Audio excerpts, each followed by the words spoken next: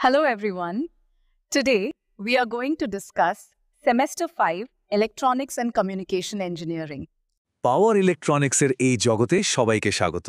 আজ আমরা একটা দারুণ জিনিস নিয়ে কথা বলবো, একটা জাদুকরী যন্ত্র, সিঙ্গেল ফেজ ইনভার্টার।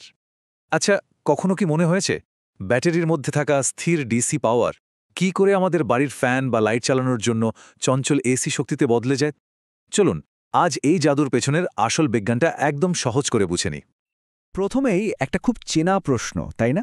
যখনই কারেন্ট চলে যায় আমাদের ইনভার্টার চালু হয় আর ফ্যান লাইট চলতে শুরু করে। কিন্তু এই পুরো ব্যাপারটা ঘটে কি করে? এর পেছনের আসল হিরোটা কে? এই উত্তরটা দিয়েই আমাদের আজকের আলোচনা শুরু হচ্ছে। আর সেই আসল হিরো হলো ইনভার্টার। সত্যি বলতে ইনভার্টার একটা জাদুকরের মতো কাজ করে। ও ব্যাটারিতে জমানো ডিসি পাওয়ারকে আমাদের বাড়ির যন্ত্রপাতির জন্য দরকারি এসি পাওয়ারে বদলে দেয়। আর ঠিক এই কারণেই ইনভার্টারকে যে কোনো ইউপিএস বা আনইন্টারাপ্টেড পাওয়ার সাপ্লাইয়ের হৃৎপিণ্ড বলা হয়। বেশ, তাহলে আজ আমরা এই জাদুকরের কয়েকটা কৌশল দেখব।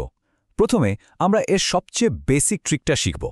তারপর দেখব কি করে একটা নিখুঁত এসি ওয়েভ তৈরি করা যায়। এরপর আমরা সিগন্যালের ভেতরের বাজে নয়েজ মানে হারমোনিক্সকে কন্ট্রোল করব। আর একদম শেষে দেখব আমাদের রোজকার জীবনে ইনভার্টার কোথায় কোথায় কাজে লাগে। চলুন তাহলে আমাদের জাদুকরের টুলবক্স থেকে প্রথম আর সবচেয়ে সহজ যন্ত্রটা বের করা যাক। এটার নাম হলো ফুল ব্রিজ স্কোয়ার ওয়েভ ইনভার্টার। বলতে পারেন এটাই হলো ইনভার্টার জগতের প্রথম পাঠ। ভাবুন তো, একটা চৌরাস্তার ট্রাফিক সিগন্যাল যেখানে ট্রাফিক কন্ট্রোলার খুব তাড়াতাড়ি সিগন্যাল বদলাচ্ছে, ঠিক সেভাবেই এই ইনভার্টারে 4টে সুইচ কাজ করে। প্রথমে S1 আর S4 সুইচ একসাথে অন হয় আর কারেন্ট বাম দিক থেকে ডান দিকে যায়। তারপর এক মুহূর্তের জন্য সব সুইচ বন্ধ। ঠিক তারপরই S2 আর S3 অন হয় আর কারেন্ট ঠিক উল্টো দিকে মানে ডান থেকে বামে বইতে শুরু করে। আর এই খেলাটা সেকেন্ডে বহুবার চলতে থাকে। এই যে কারেন্টের প্রবাহ বারবার দিক বদলাচ্ছে, এর ফলে আমরা যা পাই তা হলো একটা স্কোয়ার ওয়েভ। হ্যাঁ, এটা এসি কারেন্ট তো বটেই, কিন্তু একদম কাঁচা আর অমসৃণ। এর মধ্যে প্রচুর ইলেকট্রিক্যাল নয়েজ থাকে যা আমাদের অনেক সেন্সিটিভ যন্ত্রপাতির জন্য বেশ ক্ষতিকর। তার মানে এখানে একটা সমস্যা আছে যার সমাধান আমাদের করতেই হবে। তাহলে মনে রাখার জন্য প্রশ্নটা হলো, একটা ফুল ব্রিজ ইনভার্টার ঠিক কিভাবে একটা ট্রাফিক সিগন্যালের মতো কাজ করে। বেশ, এবার আমাদের জাদুকর তার কৌশলকে আরও উন্নত করবে। মানে এবার ওই অমসৃণ স্কোয়ার ওয়েভকে পালিশ করে একটা নিখুঁত সাইন ওয়েভের মতো মসৃণ করে তোলার পালা। চলুন দেখি এটা কিভাবে করা হয়। মূল সমাধানে যাওয়ার আগে একটা ছোট্ট উন্নতির ধাপ আছে। একে বলে কোয়াসি স্কোয়ার ওয়েভ। এখানে কি করা হয়? স্কোয়ার ওয়েভের মাঝে মাঝে কিছু জিরো ভোল্টেজ বা অফ পিরিয়ড যোগ করা হয়। এতে কন্ট্রোলটা আগের থেকে একটু ভালো হয়, কিন্তু ওয়েভটা এখনও পুরোপুরি মসৃণ হয় না। আর এখানেই আসে আসল মাস্টার টেকনিক, যার নাম পালস উইথ মডিউলেশন বা সংক্ষেপে PWM। ভাবুন তো, স্কোয়ার ওয়েভ তৈরি করাটা হলো একটা মোটা তুলি দিয়ে ক্যানভাসে একটা দাগ কাটার মতো, আর PWM হলো হাজার হাজার ছোট ছোট বিন্দু দিয়ে একটা নিখুঁত ছবি আঁকার মতো। এখানে সুইচগুলোকে অসম্ভব দ্রুত গতিতে অনেকবার অন অফ করে ছোট ছোট পালস তৈরি করা হয়। আর এই পালসের চওড়া বা ওয়েডথ কন্ট্রোল করেই প্রায় নিখুঁত একটা সাইন ওয়েভ বানিয়ে ফেলা যায়। এখানে দুটো পদ্ধতির একটা সরাসরি তুলনা করলে ব্যাপারটা আরও পরিষ্কার হয়ে যাবে। দেখুন, স্কোয়ার ওয়েভের পদ্ধতিটা সোজা, কিন্তু আউটপুটটা একদম অমসৃণ আর হারমোনিক্সে ভরা। অন্যদিকে PWM অনেক বেশি জটিল হলেও এর আউটপুটটা একদম মসৃণ, হারমোনিক্স প্রায় নেই বললেই চলে, আর এর উপর কন্ট্রোল অনেক বেশি। বোঝাই যাচ্ছে PWM অনেক বেশি উন্নত একটা টেকনিক। তাহলে কনসেপ্টটা মনে রাখার জন্য প্রশ্নটা হলো, কেন PWMকে একটা বড় ব্রাশ দিয়ে দাগ কাটার বদলে ছোট ছোট বিন্দু দিয়ে ছবি আঁকার সাথে তুলনা করা হয়? দারুণ! এখন আমাদের কাছে নিখুঁত ওয়েভ তৈরির কৌশল তো আছে, কিন্তু কাজটা ঠিকঠাক হলো কিনা তা পরীক্ষা করে দেখতে হবে। আর যদি কোনো খুঁত থেকেও যায় সেটাকেও পরিষ্কার করতে হবে। চলুন সেই কাজটা করা যাক। আচ্ছা, হারমোনিক্স জিনিসটা কি? সহজ কথায় এরা হলো আমাদের এসি সিগন্যালের মধ্যে লুকিয়ে থাকা কিছু ভূত, মানে কিছু অবাঞ্ছিত হাই ফ্রিকোয়েন্সি সিগন্যাল, যারা আমাদের সুন্দর বিশুদ্ধ সাইন ওয়েভটাকে নষ্ট করে দেয়। আর এই ভূতের উপদ্রবেই আমাদের যন্ত্রপাতিতে অদ্ভুত আওয়াজ হয় বা সেগুলো গরম হয়ে যায়। কিন্তু এই ভূতগুলোকে আমরা দেখব কি করে? তার জন্য আমাদের কাছে আছে একটা ম্যাজিক লেন্স, যার নাম ফুরিয়ার অ্যানালাইসিস।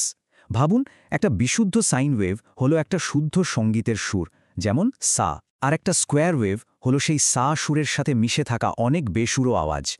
ফুরিয়ার অ্যানালিসিস হলো এমন একটা টুল যা আমাদের সেই প্রত্যেকটা বেসুরো আওয়াজকে আলাদা করে চিনতে আর মাপতে সাহায্য করে।